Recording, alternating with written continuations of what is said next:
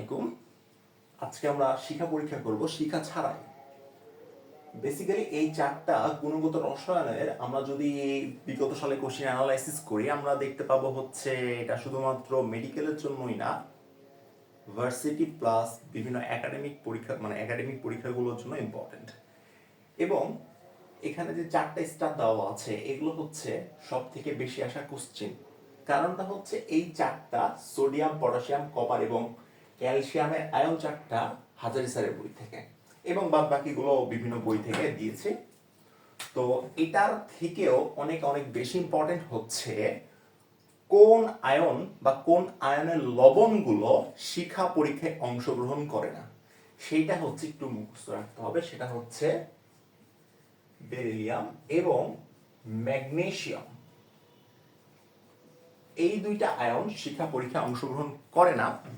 এর কারণ হচ্ছে আকারজনিত কারণে, আরো অনেক ফ্যাক্টর আছে, ওটা আমাদের আলোচনা বিষয় যদিও না।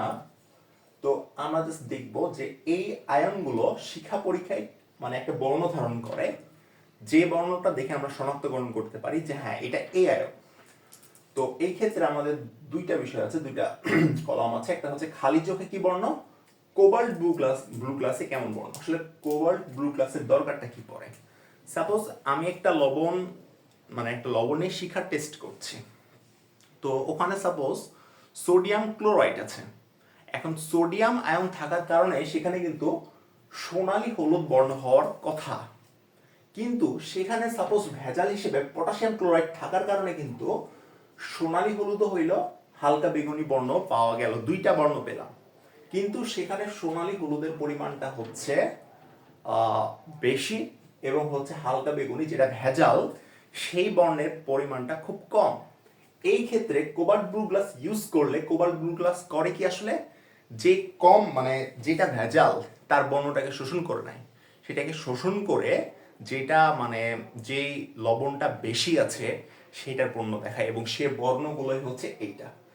কিন্তু আসলে আমরা যদি কোশ্চেন অ্যানালাইসিস করি আমরা দেখবো যে খালি চোখে যে বর্ণগুলো ধারণ করে সেইখান থেকে বেসিক্যালি কোশ্চেনটা আসে, এবং আমাদের টার্গেট থাকবে এটাই মুখস্থ করার। তো আমরা যদি একটু সোডিয়ামটা দেখি, সোডিয়াম নামের মধ্যে কিন্তু বর্ণটা চলে এসেছে sodium, so so it's means সোনালী হলুদ। এবং আমাদের আগের যে সোডিয়াম বাতিগুলো ছিল, সোডিয়াম লাইটগুলো ছিল, সেগুলো কিন্তু হলুদ মানে হলুদ লাইট ইয়া করতো। সো এখান থেকে কিন্তু আমরা বলতে পারি যে সোডিয়াম, সো সোনালী হলুদ। এতটুকু শেষ। আচ্ছা, আমরা কোবাল্ট ব্লু গ্লাসে এটা দেখবো, একটু পরে দেখবো, যদিও খুব একটা দরকার নাই। আচ্ছা, দেন হচ্ছে পটাশিয়াম। পটাশিয়ামটা আমরা মনে রাখতে পারি কালা বেগুন, পটাশিয়াম কালা বেগুন, পটাশিয়াম কালা বেগুন, শেষ। পটাশিয়াম মানে কে দিয়ে হচ্ছে কা, এবং এখানে বেগুনি আছে। আচ্ছা, কপার এটা তো একদম সিম্পল, আমরা জানি হচ্ছে আমাদের যে ব্লু ভিট্রিয়ল আছে তুতে বা নীল, এই ব্লু ভিট্রিয়লটা কিন্তু নীল। তাহলে এখান থেকে আমাদের কপার থেকে কিন্তু নীলাভ সবুজ বিষয়টা চলে এসেছে। অর্থাৎ আমাদের কোশ্চেনে কিন্তু কখনো সবুজ থাকবে না, শুধুমাত্র আমাদের যখন কোশ্চেনটা করা হবে এই চার্ট থেকে কোশ্চেন করা হবে এবং এই জিনিসটা হুবহু তুলে দেওয়া হবে, সেখানে শুধু সবুজ থাকবে না, সেখানে নীলাভ সবুজ থাকবে। সো কপার দেখার সাথে আমরা বলতে পারবো এটা হচ্ছে নীলাভ সবুজ, এটাও শেষ। ওকে, দেন ক্যালসিয়াম। ক্যালসিয়াম তো আরো ইজি। আমাদের হচ্ছে অস্থি বা আমাদের হাড্ডিতে কিন্তু 97% ক্যালসিয়াম থাকে। সো আমরা এই ক্যালসিয়ামটাকে একটু লাল অস্থির মধ্যে সাথে তুলনা করলে কিন্তু বলতে পারবো যে ক্যালসিয়াম ইটের মতো লাল। ক্যালসিয়াম হচ্ছে ইটের মতো লাল। আচ্ছা, লিথিয়াম। লিথিয়াম নামের মধ্যে লাল আছে, লিথিয়াম লাল, লিথিয়াম লাল। ওকে, তারপরে এই যে লেড, পি বি, এর প্রতীক থেকে আমাদের কিন্তু বিষয়টা হয়ে যাবে পিবি। পিতে আমরা বলবো পাতলা, বিতে বলবো ব্লু, বিতে বলবো পাতলা, বিতে বলবো ব্লু। তাহলে পাতলা ব্লু, অর্থাৎ পাতলা নীল, পাতলা নীল, হালকা নীল, হালকা নীল, শেষ। আচ্ছা, স্ট্রনশিয়াম। স্ট্রনশিয়াম আয়নের মধ্যেই রয়েছে আর, এস দিয়ে তো কোনো বর্ণ নাই, তাহলে স্ট্রনশিয়াম আর দিয়ে হচ্ছে রেড, তাহলে এখানে আছে আমাদের ক্রিমসন রেড। আচ্ছা, এখন এখানে কয়েক রকমের লাল আছে, ইটের মতো লাল, ক্রিমসন লাল, তারপর হচ্ছে টকটকে লাল। যদিও ক্রিমসন লাল আর টকটকে লালের মধ্যে কোনো পার্থক্য নাই। আসলে অপশনে যখন একটা লাল দিয়ে দেবে, কোনো একটা লাল ইটের মতো লাল, তখন আর টিচার চিন্তা করবে যে আমি ক্রিমসন লাল দিব, আসলে দেয় না, শুধুমাত্র একটাই লাল থাকবে। সো আমরা যদি শুধু লালটা পড়ি আমার মনে হয় না সমস্যা আছে। এরপর আছে বেরিয়াম।